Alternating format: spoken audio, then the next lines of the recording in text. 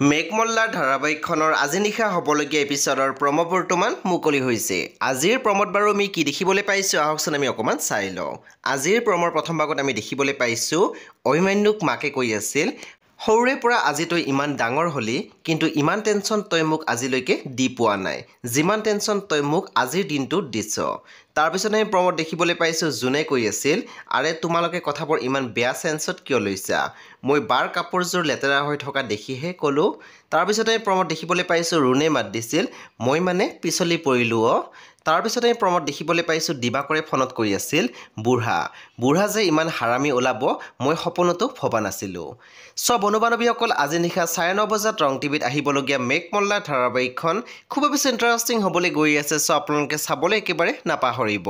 পৰৱৰ্তী আপডেটৰ বাবে আপোনালোকে আমাৰ চেনেলটো ছাবস্ক্ৰাইব কৰি কাষত থকা বেল আইকনো টিপি দিবলৈ একেবাৰে নাপাহৰিব।